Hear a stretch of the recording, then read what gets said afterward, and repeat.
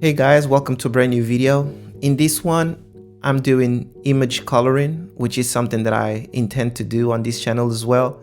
So to those of you who may think that this channel is just about Blender and 3D design, no, I decided that I wanted to do more than just that. So this is my first video with image coloring. Let me know whether you like it or not, if you would like to see more videos like this. And also, if you haven't subscribed to the channel, please feel free to do it. And that will definitely encourage me to continue making more and more videos. For this one, I'm using Boxy SVG, but this could be done, as you know, with any other software like Photoshop or GIMP or any of the other platforms. So I decided to just try it with Vector, but then, you know, it could be done in any other way.